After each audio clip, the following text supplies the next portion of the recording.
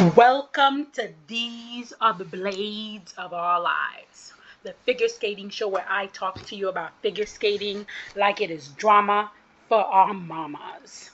The Olympic qualifier, Skate to Milano, aka Chinese Nebelhorn, qualifier has finally concluded, and all the Olympic spots, all 17 Olympic spots, have been earned by our athletes. So in the men, we have Japan and US as the only countries with 3 spots.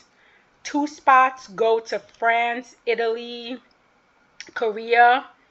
Unfortunately, France could not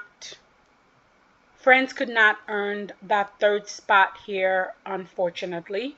And then for the single spots, Peter Gumenik from Russia is going to be competing at the Olympic as a neutral athlete, and he managed to earn that spot. Other countries like China, Canada, Spain also have 1 spot, and then also Mexico. Donovan Carrero also got 1 spot. Chinese Taipei got 1 spot. Ukraine got 1 spot. Men made me very happy, guys. I will get to it, but men made me very happy. And then in the women, Japan and the US are the only countries with 3 spots for women. Thank you for Japan. And 3 spot is not enough, but I'll take what I can get. Belgium, Luna Hendrick got that 2nd spot. I will get into that. Korea has 2 spots. Switzerland has 2 spots. And then for the single spot, Adelia. I am so sorry, Adelia, sweetheart. My apologies. I don't know why I decided to add 2 extra letters to your name. I would like to say it's the trauma that I've had with teamplushenko that sometimes makes me go a little crazy, but obviously, thank you everyone who pointed it out on my last video. This poor child's name is Adelia Petrosian. I'm sorry, Adelia. I'm so sorry I gave you a whole new name. But Adelia earned that 1 spot as a neutral athlete from Russia. China also picked up a spot. Georgia picked up their spot. It was just a lot. There was a lot going on in women. And again, I'm going to get to that. I'm going to touch up on it. For pairs, Japan now has 2 spots. Canada, Germany, Italy. The US unfortunately was unable to get that 3rd spot, so they also have 2 spots. Armenia, guys, that came out of left field. I'm gonna touch on that. They gain a spot. China gain a spot. I kind of saw that one coming. And then in ice dance, again, only just like in men. No. So in ice dance, only 2 countries, just like in men, only 2 countries have 3 spots. So Canada has 3 spots. The US has 3 spots. The 2nd Spanish team managed to get that 2nd spot. It was amazing the way they got so excited about it. I was really happy to see that. The Australians picked up a spot. China picked up a spot, and Lithuanians picked up a spot. I'm going to have a lot to say about ice dance and women. But starting off with pairs, the young Chinese pair team of Zhen Shuang Zhang and Yi Hong Huang, this pair team has so much potential. Their throws, their twists, their lifts, and oh my God, what a twist of faith that for the first time in a Chinese pair, it's him who has problems with the jump. Her jumps are pretty decent. The only thing that this pair lack is connection to their music and presence on the ice. They need to be better packaged. They need to go spend some time with Laurie Nickel. They need to get music that speaks to them, because if they can break that next level of presentation, of connection, China might have a pair on their hand, because everything else was amazing. And then in second place, I did not see this coming. So surprised. Karina Akopova and Nikita Rakhamen. Wow. Wow, that throw. And a good twist and good salad side by side. I was not very familiar with this pair, so I was not expecting this from them. Their programs are a little forgettable, a little generic.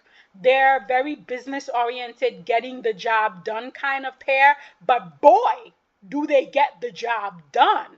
I'm really looking forward to their federation backing them now, giving them better packaging, better music, better access to choreographers, because element wise, this pair has it. And then in third place was Yuna Nagaoka and Sumitada Moroguchi.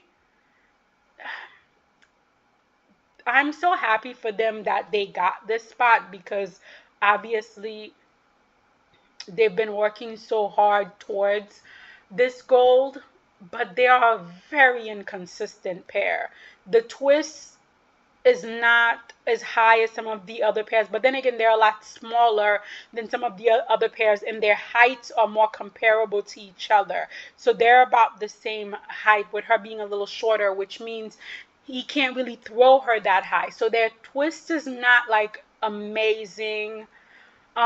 They used to be single skaters, and so I'm always confused as to why their side by side jumps are not more consistent. She struggles a lot with the side by side jump, which is pretty common in pairs. Their throws, not that amazing either, but they have so much speed and depth of edge that I feel like I want to give this team time to grow.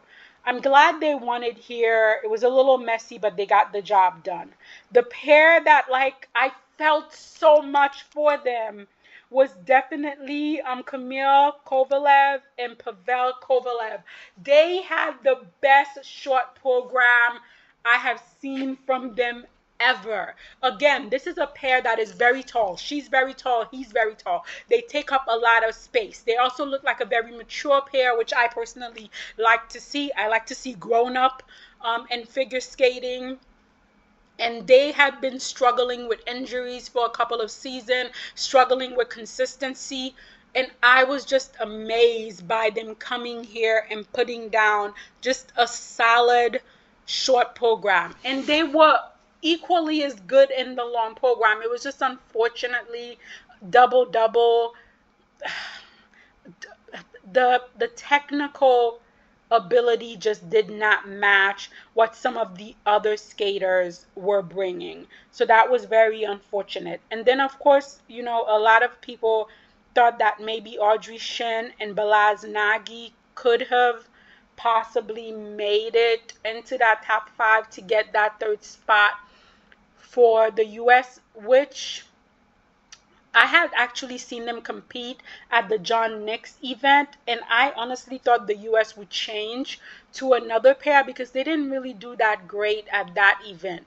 But they decided to go with them, and it was very unfortunate because even though the elements, the side by side jumps were a little shaky, the throw was a little shaky, what really cost them was the death spiral. He lost his center of gravity, and that entire element was just wiped off. It was invalidated, and my heart kind of broke for them because I'm pretty sure they've done that element thousands of times and it's never been a problem for them. But at this moment, under this intense pressure, it just didn't work out for them. So that was really heartbreaking. But hopefully they'll take this in stride and they'll come back even stronger. And then for the men, so winning here was Peter Gumenik. You guys know I have a soft spot for the Russian men. I feel like the last 5 or so years was really difficult for the Russian men. They were overshadowed by the Russian women. They literally were struggling with their jumps.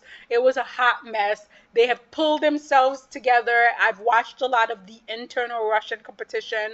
And even though the men are still menning, they are menning in the right direction, which is mostly getting their act together. And one of my favorite Russian men is Peter Gumenik. I've literally watched Petey compete since he was on the junior circuit. To see how tall he's gotten, he used to be such a tiny little thing. So to now see how tall he is so amazing. And then he also has this luscious head of VO5 hair, which I think is really interesting.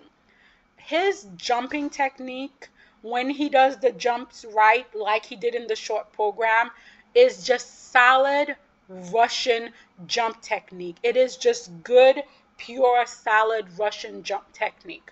Of course, when the jump goes bad, like it did in the long, you get these jumps that obviously should have been downgraded, that weren't. That's the political size of things. But all in all, I can say honestly, if Peter can clean up that long program, he is giving us solid foundation jumps. He's giving us musicality. He's giving us decent spins. Peter is a performer. He's always been a performer. He's going to give you a costume. There's going to be additional adage to the costume. If he can clean the long program, I am now putting Peter as my dark horse to possibly disrupt that Olympic podium. If he can get everything clean, if he can do his part, we know that the Russian machine is going to be in the back doing their part. He can definitely be in question for the podium. In second place, we had Hyun Kim. Oh my God, when he found out that he got that second spot for South Korea and he was in the kissing cry, crying, I was like, oh. Another skater that I used to watch on the Junior Grand Prix who is now making it on the Senior Grand Prix. How much pressure are all of these athletes under? How much pressure must this young man have been under? And then to come here and deliver the way that he did was absolutely amazing. I'm so happy for him. That quad toe, he needs to get a little more elevation into his quad toe because it's going to continue to be under rotated otherwise. His triple axel, I feel out of the South Korean men, he has one of the better triple axels, and he does have that jump pretty consistent. This is a skater that's definitely growing in the right direction. He should keep his technical where it is right now. There's no need for us to try anything else but keep it where it is right now, because this quad is not the quad for young Kim, but next quad will be. So next, I would say if you're going to add more quads, wait until after the Olympics and then do it next season. That's what I would say for him. Donovan Carrillo gave me so much stress. Literally, I felt years melting off of my life. First of all, that short program was absolutely amazing. After that short program, I was like, yes, all of those $1.25 tree candles that I have burnt have finally paid off. And then, guys, we got to the free program. And I was literally crying. That's how I was. I was like, no, no. And then I saw the scores and I was like, yes, yeah. I literally I was bipolar doing Donovan's short, long program scores. But thank goodness for that short program, because that short program really saved him and placed him in third overall. Then, Carrillo, Masak, two very decent program, and it was able to get him into the fourth spot. Fifth place was not someone that I even had on my bingo card. I did not. I gave him a long outside chance, but I didn't really see him making it. But boy, did Yu Swan Lee surprise me with his fifth place, winning a spot for Chinese Taipei in this event. amazing long program. Yes, he didn't have the technical firepower of some of his other competitors, but what he had was a joy, a loveliness, a lightness. He felt like he had nothing to lose, and so he gave everything. And I am so incredibly happy that the judges just went with the moment as the moment was happening. This was incredible, incredible to watch. Very happy. I was very sad for Francois Pitot. He was trying to get that third spot for the Frenchman. Unfortunately, this was a very hard free program for him. This was a very hard long program for him. He got into his head and nothing went the way it was supposed to go. Now we get to the ice dance, which I was on skating Twitter and I saw a lot of outrage. I saw a lot of anger, a lot of upsetness. And I was surprised by how surprised people were that things played out this way. I mean, how long have we been in the figure skating world? We know how politically muddy it is. We know how many of these snakes are slithering in the figure skating, landscape. I already said 3 of these spots were going to be for Marie-France Dubry. If she could not even get 3 Olympic spots, then there is no point to all of these teams going to her. If she could not get something as simple as getting 3 Olympic spots done, then is pointless. There is no reason for that whole Montreal clique to exist. So I already knew 3 spots were going to go to regardless of anything else. And then I also knew the Chinese pair had to get one of the spots because the competition was happening in China. So I was shocked to see how people thought things were going to be fairly judged, that there was not going to be any corruption. I was like, what sport are you guys talking about? Is this the figure skating that I know? Like, what are we talking about here? Anyhow, Allison Reed and Salus Ambrulus Bilis won this, as I expected them to win it. Their rhythm dance is okay. Their free dance is more of the same. I don't think that free dance is an Olympic program. I don't think that free dance has a wow factor to it. I personally think that Allison and Salus can give so much more. They have given so much more, and I wish would start outsourcing their program and give these teams programs that fits them better. Hallie Harris and Jason Chen, this pair is really starting to grow on me. Their rhythm dance for me is one of the better rhythm dances, even though I'm really not a big fan of all the music cuts. Pick 2 songs, pick 1 song, pick some instrumental, make it work, make it blend. But I feel like they have one of the better rhythm dance this season. And then I've always been a fan of their free program. It suits them incredibly well, so I was really happy to see that. I really like Sophia Val and Asaf Kazimov. They have beautiful lines. They match each other very well. They still need to work a bit more on their skating skills, a bit more on their edge, but they connect very well with each other. This is definitely a team with a lot of potential to them. So I was really happy to see them skate well here and to see the judges go with them. I'm very happy for them. And then when they found out they won, they were so elated that it just touched my heart. Again, these skaters put so much effort, time into this sport that these moments are so huge for them that you could literally tell the relief they feel once they've achieved this goal that they've set for themselves. And then we get to the 4th place, which is Shi Yi Wang and Ziyu Li. Again, I fully expected them to be in this position. because was not going to lose that Chinese judge. They were not. So their rhythm dance, guys, I saw it and I immediately forgot it. That's how unimpressive that rhythm dance was to be. It flew in front of my eyes and then it was gone. The free dance, there are some interesting lifts, but all in all, again, these are not Olympic skates for me. These are not wow moments for me.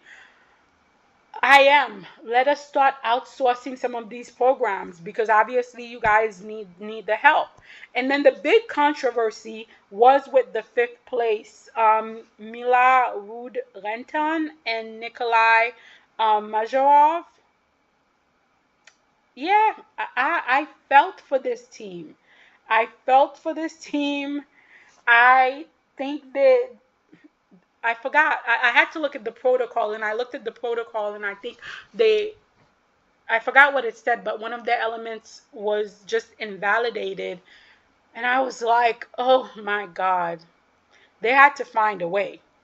The judges had to find a way, and this is the way they found, which is quite sad because this pair had some of the stronger skating skills here. They had some of the better connections, better musicalities, better presentation, better performance, a program that was actually memorable that you can say, oh yeah, that's the pair that this program, but this was the politicking that was going to happen.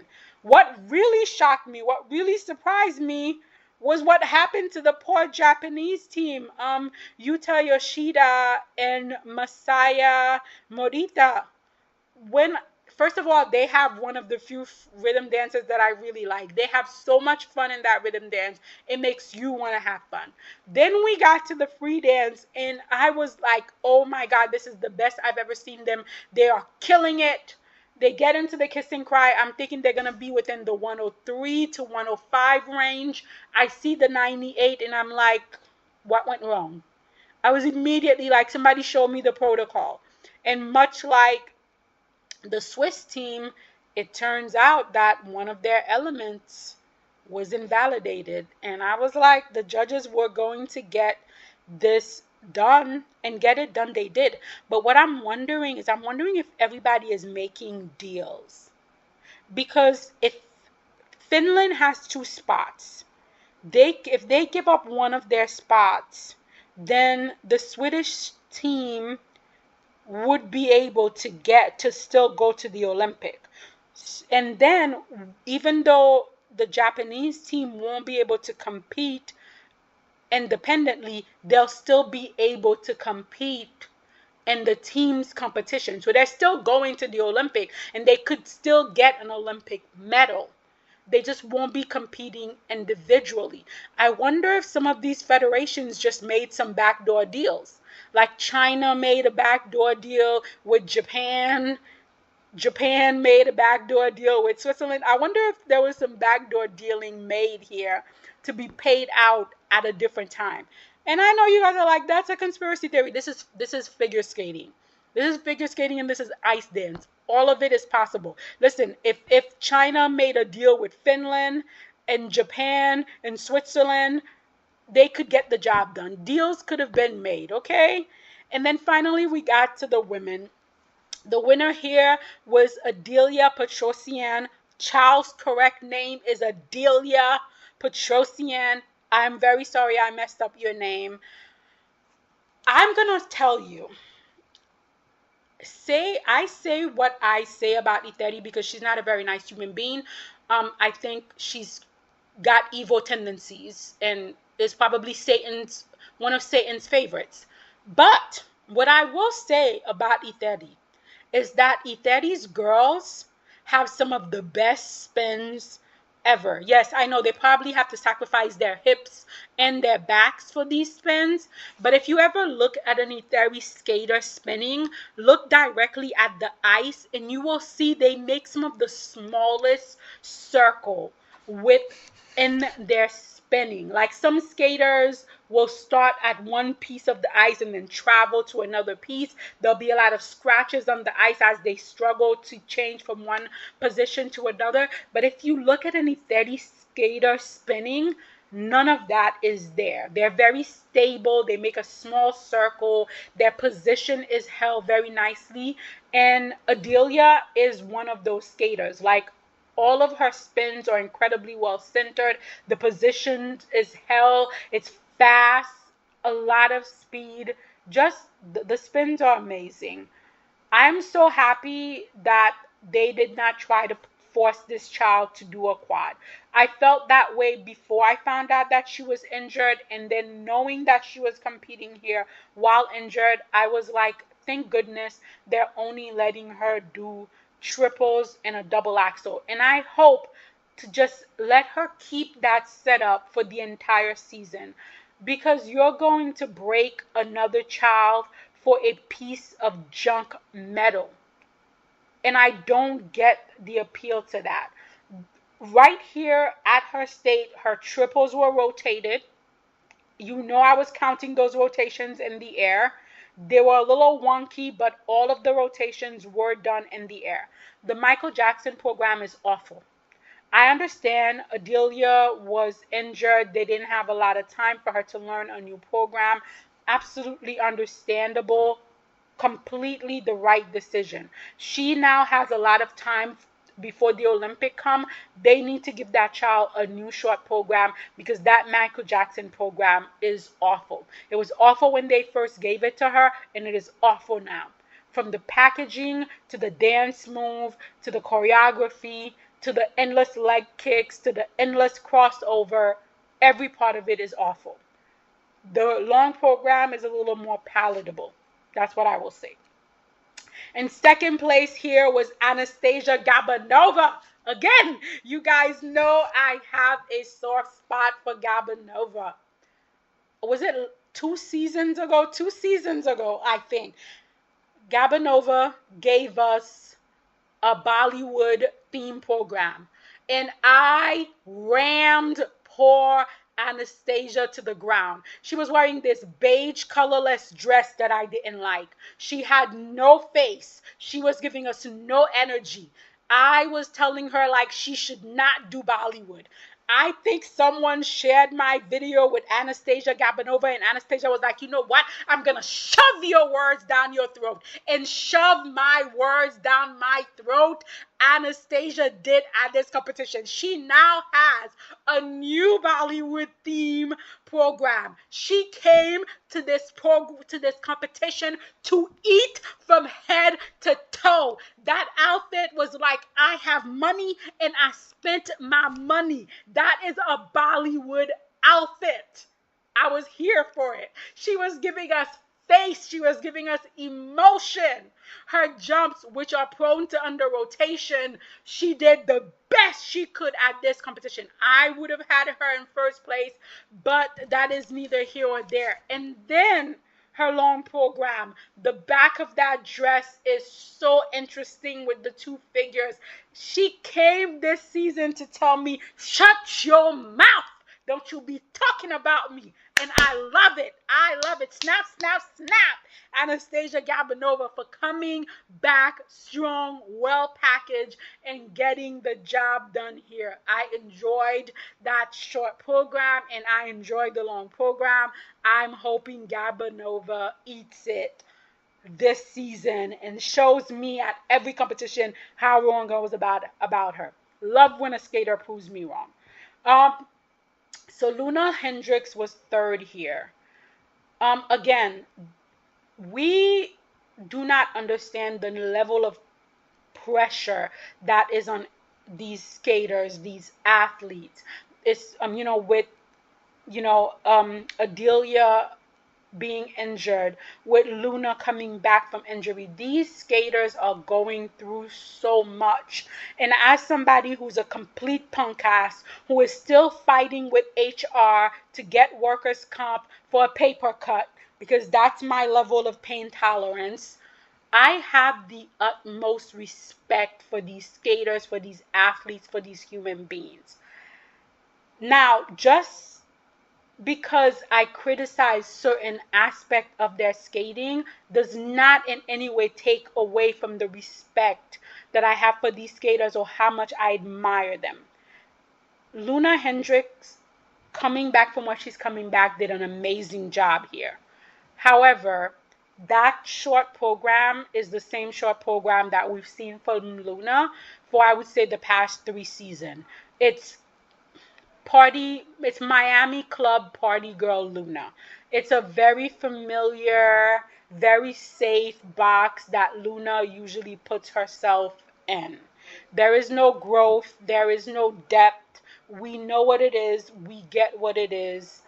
It is what it is. This is not a program that I'm going to be rewatching. It's not going to go on my figure skating rewatch list. It is what it is.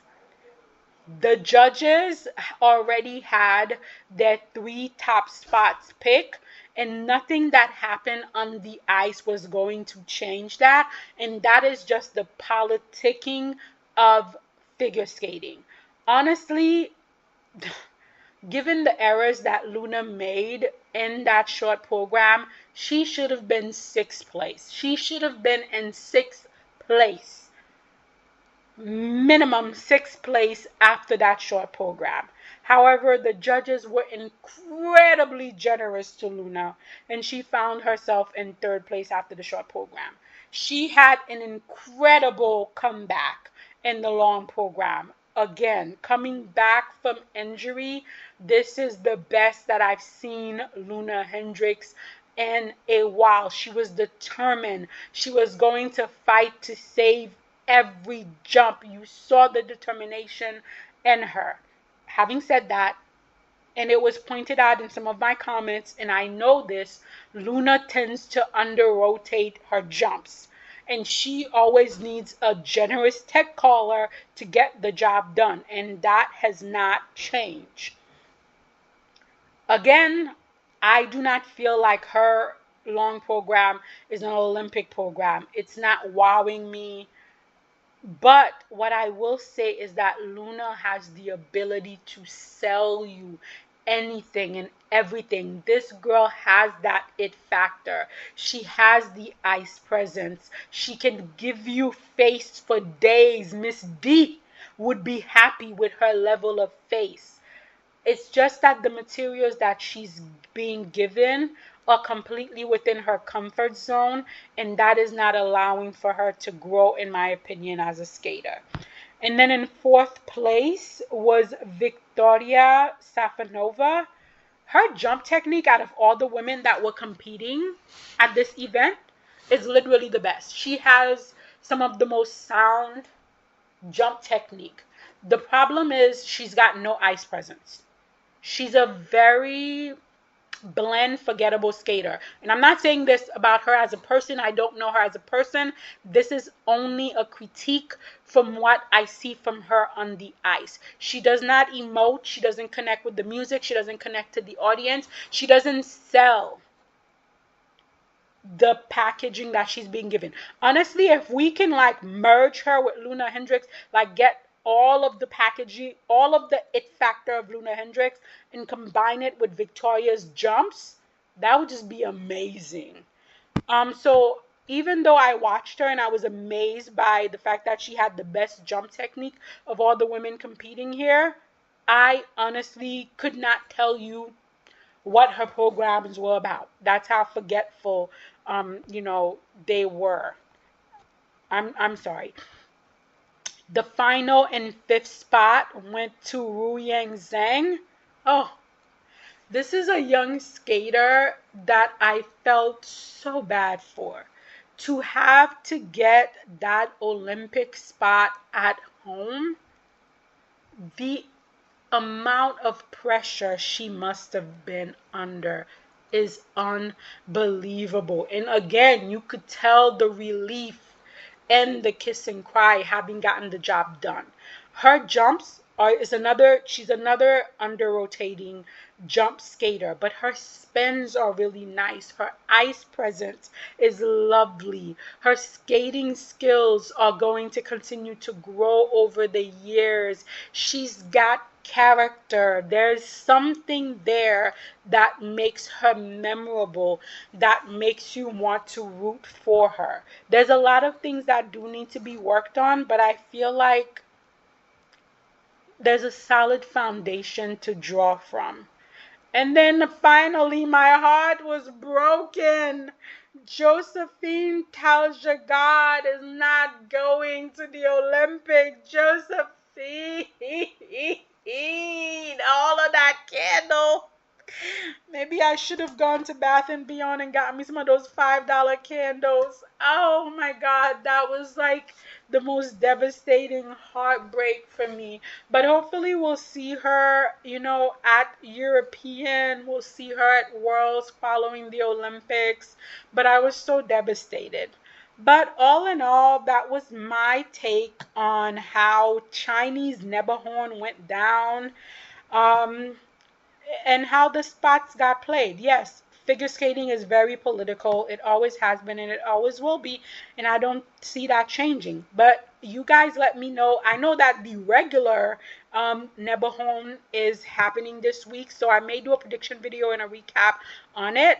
But you guys let me know in the comment. What did you guys think of this event? Did you think it was fair? Did you think it was rigged? Should we start planning a little bonfire? You guys let me know in the comments below.